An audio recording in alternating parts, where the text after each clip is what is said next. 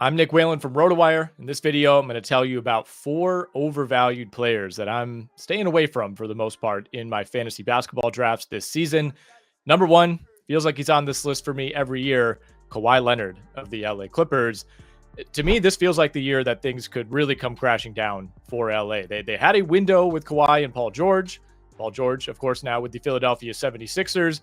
Kawhi's still dealing with knee issues, hasn't even been cleared for scrimmages yet with the season opener coming up. He's always a lock to miss time no matter what. And we have to consider that last season was an absolute best case scenario for Kawhi. He played 68 games. That does not happen. Kawhi Leonard does not play 68 games in NBA seasons. That's the most he'd played in any year since 2016. Typically, he's been a 52 to 57 game guy. And these issues, knee issues, chronic issues like this, they don't tend to get better as players enter their mid-30s. He's going around pick 40 on average, but he's still not discounted as heavily as he should be, in my opinion. And look, there's no question. He is an elite producer whenever he's out there. Kawhi Leonard is a late first-round value on a per-game basis. I get that. And if he's on the board at, pick 50 or 55, then yeah, I'll probably take him. But there's just so much risk here, especially if you're playing in a weekly lineups league when you just never know how many games you could comfortably lock him in for.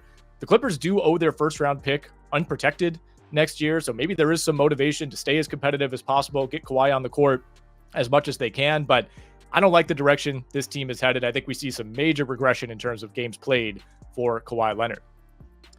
Next on the list, we're staying in the Western Conference, Keegan Murray of the Sacramento Kings.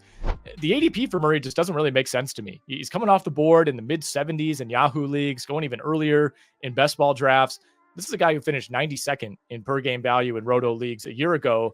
Murray is an elite three-point shooter, no question about that. But the Kings, they brought back Malik Monk. You're getting DeMar DeRozan into the mix. They still have Kevin Huerter on this roster. Keep in mind, DeMar DeRozan, yeah, it's going to be on him to fit in with this roster, but he had a 28% usage rate in Chicago over the last 3 seasons.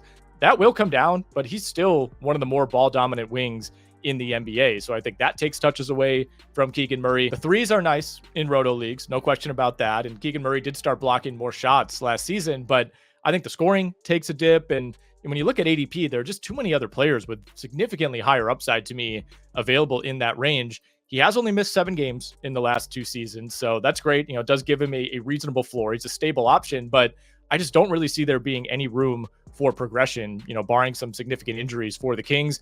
He's a really nice role player. He's not somebody I'm taking inside the top 80. Before we move on to the next player on our list, if you're enjoying this video, please make sure to give it a like. Please subscribe to the RotoWire Fantasy Basketball YouTube channel. We'll be bringing you a whole lot of content leading up to opening night and through the NBA season. You can find all of our podcasts live on the YouTube channel as well. All right, next up, Paul George. We talked about Kawhi Leonard. We're going to PG now. Love Paul George, one of my favorite players in the NBA.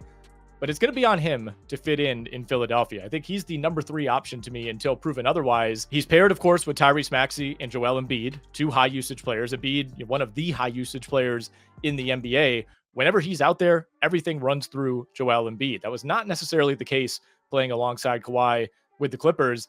The case for Paul George is that, yeah, you expect Joel Embiid to miss time, much like Kawhi Leonard has over the last few years. And when that's the case, we're going to see a lot of Paul George and a lot of Tyrese Maxey running everything. But keep in mind, like Kawhi Leonard, PG also had a best case health season last year. He's quietly missed about as much time as Kawhi over the last few years.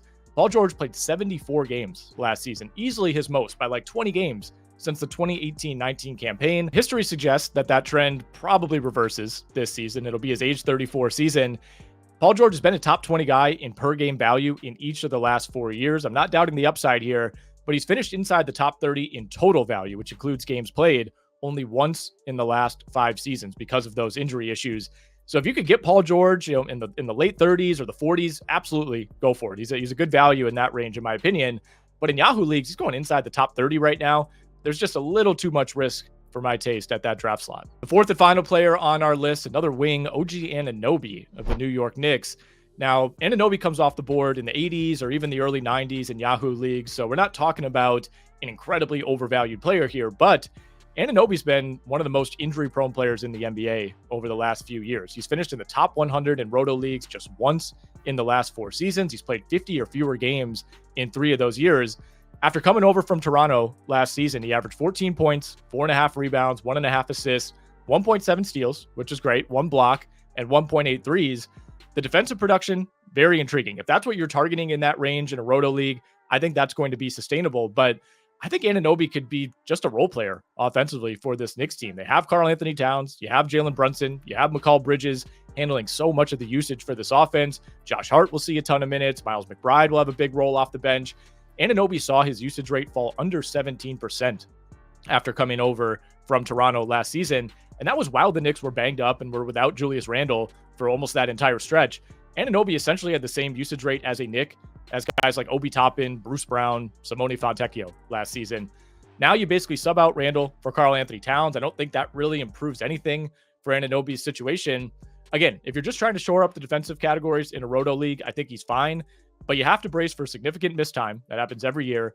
And the real possibility that Anunoby just doesn't have a whole lot of upside on the offensive end. I think the Knicks view him as a true 3-and-D player with a lot of that emphasis coming on the defensive end.